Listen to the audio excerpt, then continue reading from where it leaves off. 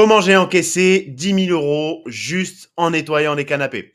Ensemble, aujourd'hui, on va voir une étude de cas réelle pour montrer comment j'ai développé mon entreprise de nettoyage jusqu'à atteindre 10 000 euros de chiffre d'affaires mensuel et surtout comment tu vas pouvoir faire exactement pareil. Donc cette étude, elle est basée sur juin 2024 parce qu'à cette époque-là, je faisais qu'un seul service, le nettoyage de canapés, en tout cas de mobilier, donc canapé, matelas, tapis, etc. Parce que aujourd'hui, ce serait pas pertinent de te montrer tout ce que je fais alors que mon entreprise est bien développée. On va vraiment te montrer une étude de cas pour que tu puisses faire pareil à tes débuts si tu débutes dans le business de nettoyage. Donc, juin 2024, 10 000 euros de chiffre d'affaires en un seul mois, zéro vente de produits, 100% de prestations de nettoyage où je faisais que des canapés, des matelas, des tapis et des moquettes. À mes débuts, quand je me suis lancé, comme je te l'ai dit, j'ai commencé uniquement avec les mobiliers. Et ça, c'est l'erreur déjà que les débutants font tous, c'est vouloir lancer 36 services à la fois, nettoyage Airbnb, de clim, de terrasse, de voiture, de piscine. Un seul service, c'est largement suffisant pour te développer. Quand tu as besoin de réparer ton robinet, tu appelles un plombier, un expert en plomberie. Tu n'appelles pas le gars qui répare tout et n'importe quoi. Tu as vraiment envie d'avoir un pro là-dedans. Donc, quand tu vas nettoyer, je sais pas, une clim, un canapé, une terrasse, les clients seront potentiellement plus intéressés de t'appeler si tu fais que ça plutôt que si tu proposes 36 services à la fois. En fait, au début, quand tu n'as pas de réputation surtout. Ensuite, je suis passé à l'étape scaling. Donc, j'ai fait grossir mon entreprise et j'ai ajouté un nouveau service, donc les voitures, typiquement dans mon cas, une fois que j'avais le planning complet. Avant ça, je faisais uniquement des canapés. Et aujourd'hui, donc, on a le planning complet avec un sous-traitant dans mon équipe. On est multi-service avec des contrats pro. On a des hôtels, des restaurants, des plages privées, etc. Ça fonctionne très bien. Et je vais te montrer exactement comment tu vas pouvoir faire à tes débuts. Donc, ce que tu vas découvrir dans cette vidéo, c'est la répartition exacte dans un premier temps des revenus. Donc, comment j'ai atteint ces 10 000 euros en un seul mois. Ensuite, on va voir les actions concrètes, ce que j'ai fait exactement pour y arriver, les pièges que j'ai su éviter, donc les erreurs que j'ai pu contourner, et enfin, une méthode reproductive pour que tu puisses faire pareil à ton niveau. Donc, la répartition du chiffre d'affaires, déjà, on était sur globalement que du canapé. On a fait 6 000 euros de nettoyage de canapé. On a fait un peu de nettoyage de matelas aussi en vente additionnelle, je te l'expliquerai un petit peu après. Mais donc sur juin 2024, on a fait 6 000 euros de nettoyage de canapé, 1 900 euros de matelas et le reste, on était sur du B2B où on a fait 800 euros sur une plage privée et 1 500 euros sur un restaurant plus un hôtel. Donc, ma stratégie gagnante, tout d'abord, planification intelligente. Quand tu débutes, tu n'as pas beaucoup de clients, donc autant le faire intelligemment. 2 à 3 clients maximum par jour pour anticiper un potentiel upsell. Par exemple, moi, je faisais que du nettoyage de canapé. Je faisais pas de publicité, je montrais pas les nettoyages de matelas, etc. Mais une fois que j'arrivais chez mon client, j'essayais de lui faire une vente additionnelle, typiquement de matelas, ce qui nous a fait faire 1 900 euros de chiffre d'affaires en plus, en lui disant, par exemple, typiquement, si le canapé, je le nettoie pour 100 euros, au lieu de lui faire 200 euros parce que le matelas, c'est 100 euros aussi, par exemple, on va lui dire, voilà, d'habitude, c'est 200 pour le tout. Moi, je vous fais 150, je suis sur place, ça m'évite de revenir. Est-ce que vous voulez profiter d'une offre tout de suite? Et du coup, ça m'a permis de augmenter mon chiffre d'affaires sans trouver plus de clients. Deuxième point de la stratégie, c'est la relation client. S'il est satisfait, s'il est content, tu peux lui demander un partage, il le fera avec plaisir et de te recommander à son entourage, à ses amis en utilisant le bouche à oreille et il le fera naturellement. Et ensuite, le dernier point sur la relation client, c'est ce que j'appelle le relationnel B2B. Quand tu vois 2-3 clients par jour, tous les mois, au bout d'un moment, tu rencontres des gens qui ont des affaires, qui ont des commerces, qui ont des établissements.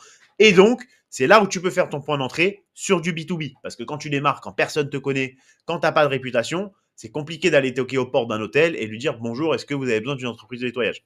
Donc, ça pour moi, c'est la meilleure stratégie quand tu débutes. Filer sur du particulier, faire 2-3 clients par jour et déjà commencer à gagner de l'argent pour ensuite t'introduire dans du professionnel, donc du B2B, une fois que tu auras rencontré les clients qui auront plusieurs business.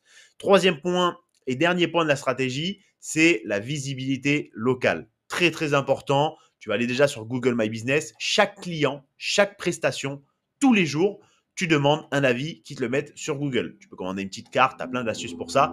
Parce que en remontant en tête de liste grâce au nombre d'avis que tu as, grâce au nombre d'étoiles que tu as, grâce aux mots que ton client te met, tu auras potentiellement beaucoup plus de clients. Parce que forcément, quand tu tapes nettoyage canapé Paris, si tu es tout en bas de la liste, personne ne va t'appeler. Si tu es tout en haut, je te garantis que tu n'as plus besoin de faire de la publicité. Ça travaille tout seul. En plus de ça, évidemment, Instagram pour générer du flux, pour faire de la visibilité, pour faire travailler l'algorithme et pour que les gens voient surtout ton travail, les avant-après, etc.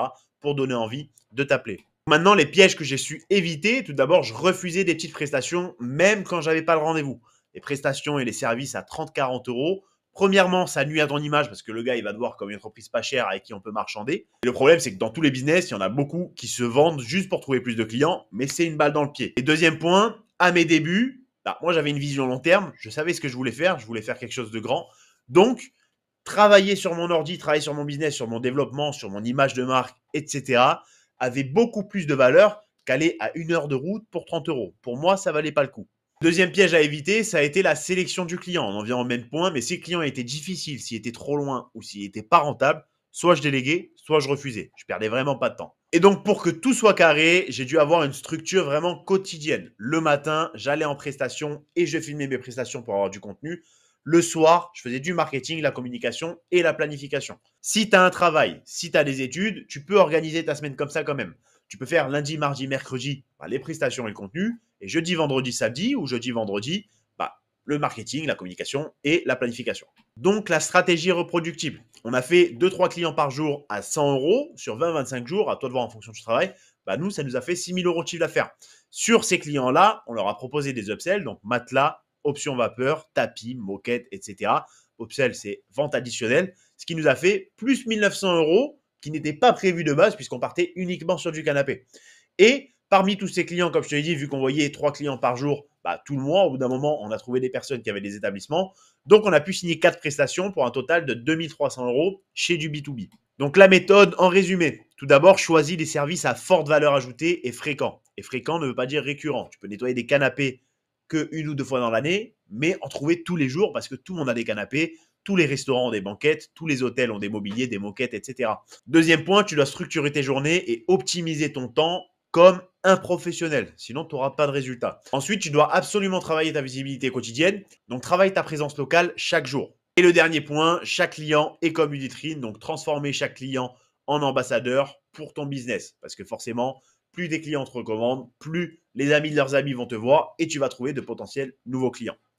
C'est parti, à toi de jouer. Si tu es prêt à travailler, à t'investir pleinement, à apprendre continuellement pour améliorer tes services et en plus de ça, que tu t'organises vraiment comme un professionnel, je te garantis que la réussite, c'est qu'une question de temps et tu pourras rapidement vivre pleinement de ton activité.